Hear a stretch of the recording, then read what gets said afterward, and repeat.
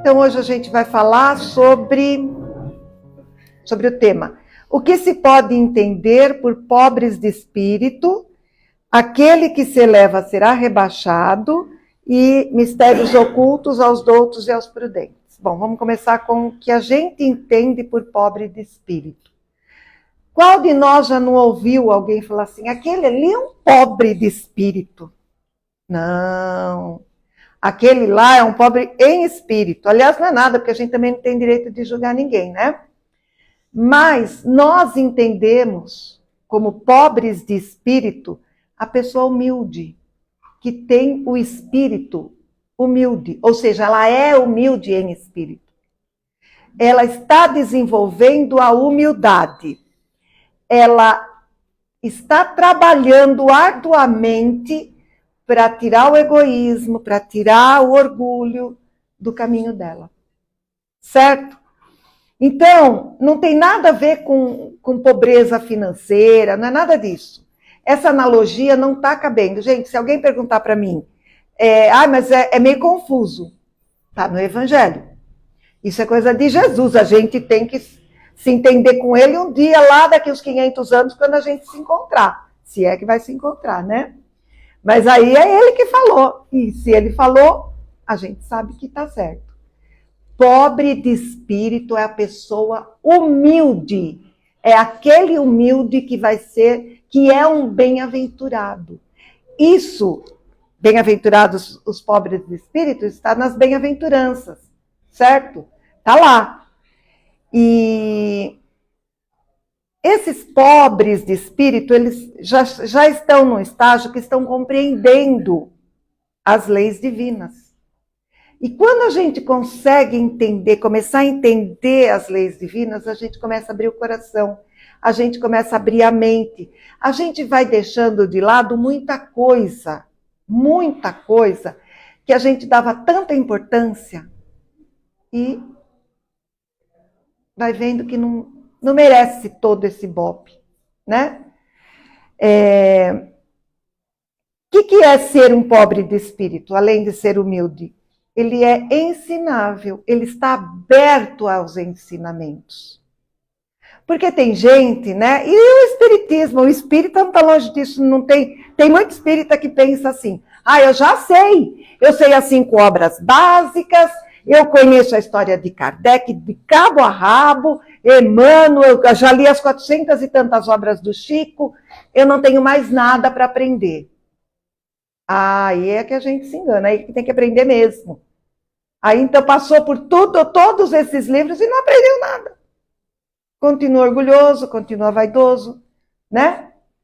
Então, quem é o pobre de espírito? É aquele que está desenvolvendo a humildade, mas ele está aberto a aprender. Ele é ensinável. Ele também reconhece as suas necessidades de forma humilde. Eu necessito. Eu preciso disso na minha vida. Então, assim, eu não peço, não é aquele que está dizendo, não peço porque, pelo amor de Deus, se eu for pedir alguma coisa, quem sou eu? Eu que passo uma segurança tão grande, eu sou presidente desse centro. Como que eu vou falar, Bel, eu preciso que você me ajude? Eu? Não! De jeito nenhum, eu sou a Mirna. Ah, é? Então vai indo que eu não vou, né? Não é assim? Vai indo que eu não vou. Não, se eu estou aqui hoje é porque eu sou a pessoa talvez que mais precise aprender. Né? E não aquela que já aprendeu tudo. Enquanto a gente não incorporar que nós não temos limite de aprendizado, nós não vamos conseguir trabalhar de uma forma legal o nosso orgulho, a nossa vaidade, né? Nós não vamos deixar aflorar a humildade que é necessária. E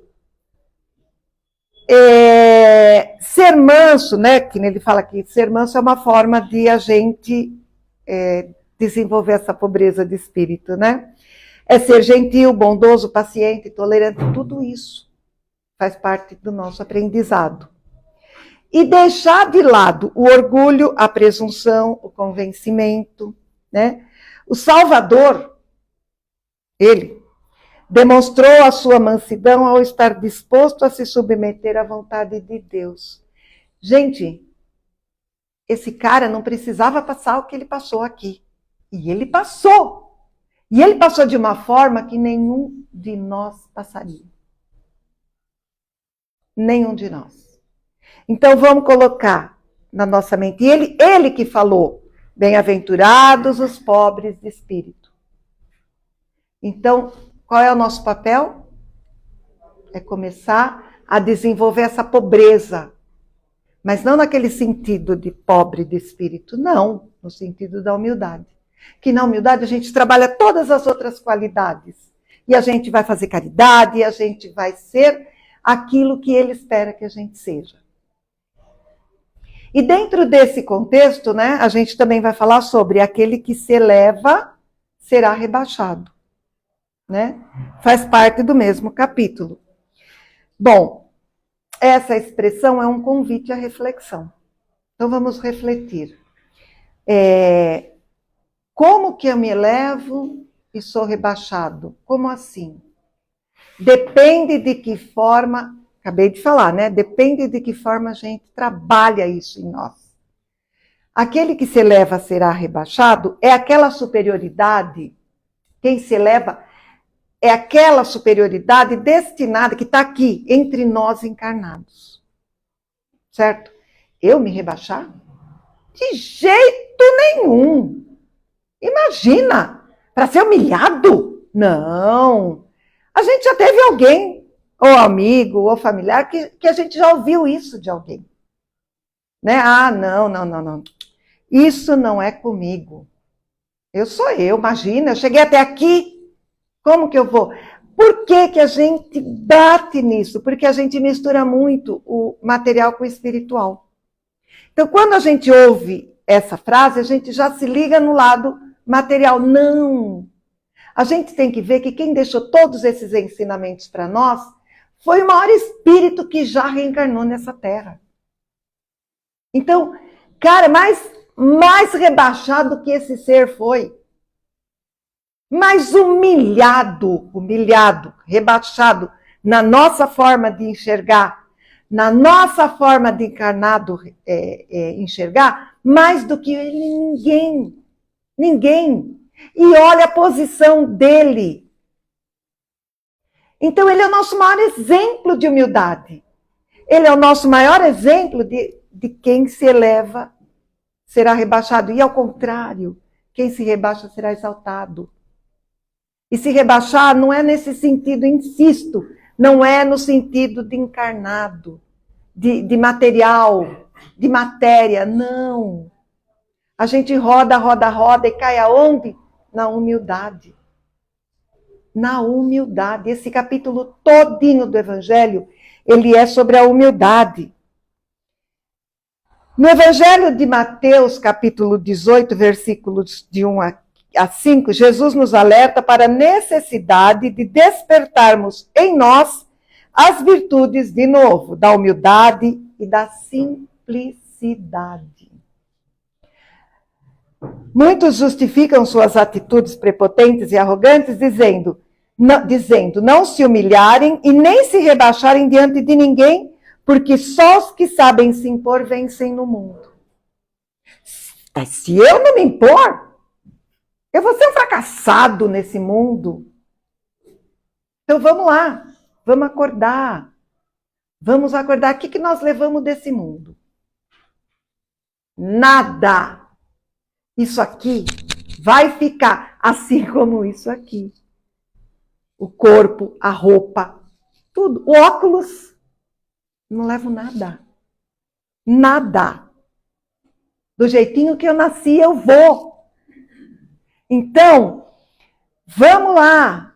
Se a gente não trabalhar isso em nós, esse desprendimento das coisas materiais, nós vamos para onde? Não tenho nem ideia.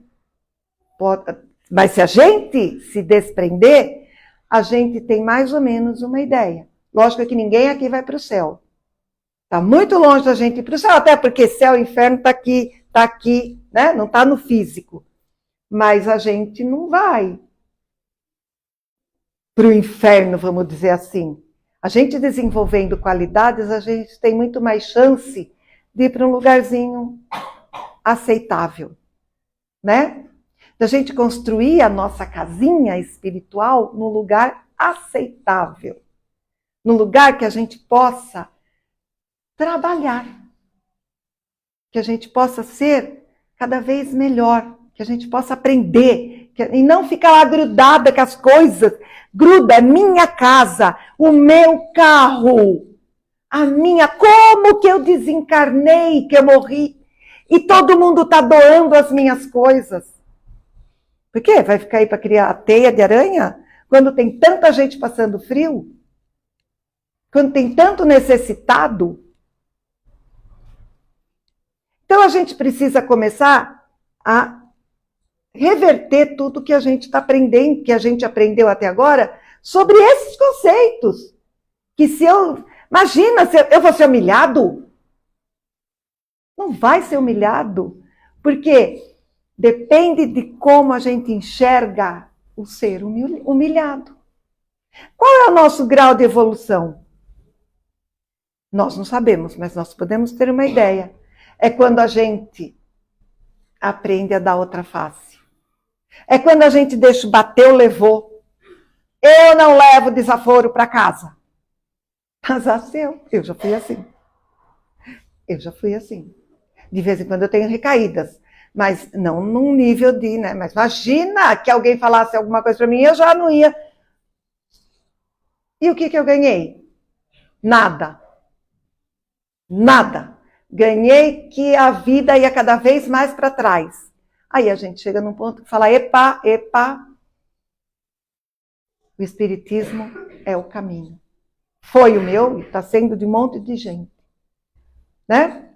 Por quê? Porque ele não cobra nada, ele só ensina. Ele não vai chegar e... Não! Olha, isso aqui é o caminho. Você segue se você quiser. Qual é tão simples, né? Na visão espírita. É a simplicidade e a humildade. Mas e para a gente deixar tudo isso que a gente carrega há muitas e muitas e muitas e muitas encarnações? Como a gente tira isso que está tão enraizado de nós? Como a gente arranca? Como a gente passa aquele VAP na gente para... Como? Devagar. Um dia de cada vez, um passo de cada... Não queira dar 2 passos ao mesmo tempo que não vai conseguir. Não queira fazer promessas que não vão conseguir cumprir. Esse ano eu vou ser humilde. Não, este ano eu vou trabalhar o meu orgulho, meu egoísmo, minha prepotência. Trabalhar. Quando a gente trabalha aqueles sentimentos negativos, a gente abre espaço para o positivo tomar conta. O De Luca fala isso. Não fala que você vai ser... Não fala que você vai deixar de ser egoísta. Não, fala que você vai trabalhar a humildade. E aí isso vai crescendo, vai chegar uma hora que você nem vai saber o que é ser egoísta. Né? Mas é um passinho de cada vez. Senão é desanimador. Né? Ia falar, ai, não consegui. Mais um ano e eu não consegui. Então, vamos começar a trabalhar tudo isso na gente. O Evangelho fala isso direto, né? E todo mundo que vem aqui fala a mesma coisa, né? Quase a mesma coisa. Fala, mas fala diferente. Mas a essência é reforma íntima, né? Como a gente se eleva? A gente se eleva amando. Como Jesus se elevou durante toda a trajetória dele? Amando, distribuindo amor. Amor, amor, amor. Por quê? Porque só o amor reverte as situações. Só o amor vai reverter a situação em que a gente se encontra hoje em nível mundial. Porque durante muito tempo o ódio tomou conta. A mesquinhez, as coisas ruins tomaram conta. E agora, não é no estalar de dedos que a gente vai conseguir. Então, quando a gente faz a vibração, o que a gente faz? O que a gente fala nas vibrações? Que o amor de Jesus toque o coração daqueles que detêm o poder. Para começar a inverter tudo isso. Amor. Na nossa vida, numa escala bem menor, é a mesma coisa. É a gente enxergar o nosso próximo como nosso irmão. É desenvolver a paciência. É fácil a gente trabalhar com quem a gente se dá bem, a gente viver com quem a gente se dá bem, mas e aí? E aquele cara lá que senta do nosso lado, que dá até um negócio no estômago quando a gente vai chegando perto. Não é? Então, é isso que a gente tem que trabalhar. Porque o outro que a gente se dá bem já está ganho. Já está tudo certo. E isso é uma forma de humildade, porque a gente não está batendo de frente, a gente não está confrontando, a gente não está... Nós estamos trabalhando o amor, a humildade. E aí, os mistérios ocultos aos doutos e aos prudentes. Né? O Espiritismo não nega nada a quem tem estudo, a quem não tem, a quem tem um intelecto maior, a quem não tem. Não, o Espiritismo é acessível a tudo. Os ensinamentos de Jesus, eles são acessíveis a qualquer pessoa. Então, o que eles falam, os mistérios ocultos, não tem mistério. Né? Ele fala, mas não é assim, é um mistério. Não, não é. Por quê? Porque ele só é mistério para quem não quer conhecer. A partir do momento que a gente começa a entender os ensinamentos de Jesus, eu digo através do Espiritismo, porque é uma linguagem acessível a tudo e a todos, ele deixa de ser mistério. Oculto, mais ainda. Né? Então, dentro do Espiritismo, nós temos meios, nós temos literatura acessível a todos. A todos. Então não temos desculpa. As verdades, né, espirituais, elas estão ali para ser reveladas a todos. E eu me lembro que quando eu fiz a escola de aprendizes, tinha uma senhorinha analfabeta. E aí eu dizia assim, como é que ela vai ler tudo isso? Todo mundo tinha uma aflição, porque é muito estudo, né? E quando eu fiz, não tinha o data show, não tinha nada disso. Era na base do livro e tal. E aí, alguns alunos, né, muito legal, depois eu acabei entrando também, mas eu não fui a primeira, não. E assim, mostrando para ela o que tinha no livro. E tinha que preencher uns negócios, tinha que fazer caderno de tema, tinha um monte de tarefa para fazer, né? Que hoje a gente já não trouxe mais isso para o nosso curso, mas tinha. Então, tinha uma pessoa, né? Que por sinal era minha irmã mais nova. Ela falava assim, olha, tá aqui o seu caderno, dita para mim o que a senhora entendeu, eu escrevo. Dita para mim.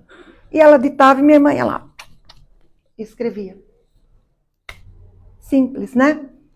Então, ela não saiu daqui leiga, ela não deixou. Ela foi, nós começamos o curso em 21 ou 22 pessoas. Terminamos em 4. 4. Minha irmã, eu, o Alex e ela. Não, em 5, e a Marta que não quis seguir. 5. Ela terminou, ela não faltava. Eu sei que ela boiava em muitas coisas, lógico. Mas quem sentava do lado dela, ia explicando, ia explicando. Ela passou por tudo que todos nós que sabemos ler, que sabíamos ler e escrever, passamos. Todo mundo passou igual. E ela concluiu o curso. E muitos, os mais, né? Nós começamos em 20, acho que 22. 22 menos 5, 17. E os 17 letrados? Continuaram? Não. Então, o Espiritismo é acessível a todos. E aí a gente vê que a pessoa que não foi só minha irmã, não, teve outras pessoas que se dispuseram a ler para ela, a explicar para ela. Gente, teve o seu mérito muito maior do que a gente possa imaginar. Já estou indo. Então, esses mistérios, eles são ocultos até que a gente, né, os descubra através do conhecimento, mas eles são acessíveis a todos. Mas o bom aqui é que Deus, conforme diz aqui o Kardec, lembrando Mateus, no capítulo 11, versículo 25, Deus jamais oculta a luz da verdade a nenhuma criatura. Ao contrário, ele espalha prodigamente por toda a face da terra. E aí, né? Parênteses da Mirna. Entende e aprende quem quer, né? Explica que a inteligência do mundo quase sempre está associada ao orgulho e à vaidade, que normalmente leva o homem a supor-se autossuficiente, como eu falei. Eu já aprendi tudo, não preciso mais. Satisfeito em buscar os segredos da terra, que para ele bastam, pondo assim uma venda nos próprios olhos. A partir do momento que a gente acha que já aprendeu tudo, como ele diz aqui, a gente coloca uma venda nos olhos e aí se acha a última bolacha do pacote, né? Então é isso.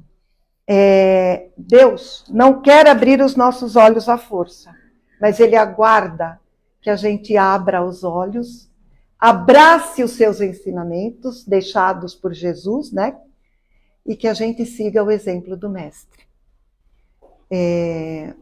Sendo pobres de espírito, não pobres em espírito, pobres de espírito, pensando que a gente não vai se rebaixar, não vai se a gente se rebaixar, a gente vai ser muito mais elevado do que a gente imagina, e tendo a humildade de saber que o aprendizado nunca acaba. Ele é interminável. E é isso aí. Vamos ler o capítulo, que é um pouquinho confuso, mas está aí. É importante a gente saber que esse conceito, né, que até muito pouco tempo atrás as pessoas tinham em mente, que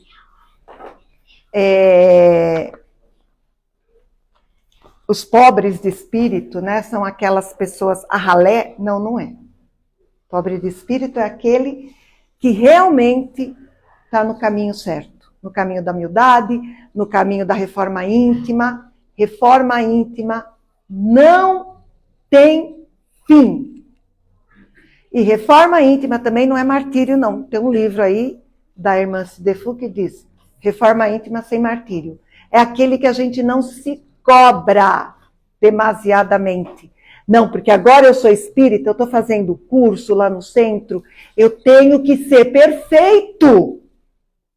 Não. Esse é o primeiro passo. É o primeiro passo de uma caminhada que não tem fim. Porque somos espíritos eternos. Somos filhos de Deus. E Deus, que é Deus, nunca cobrou de nós. O que Deus faz com a gente? Ele vai nos dando oportunidades. Falhou? Reencarna e vai tentar de novo. Falhou? Reencarna e vai tentar de novo. Vai chegar uma hora que não vai falhar, pelo menos num item, pelo menos num assunto.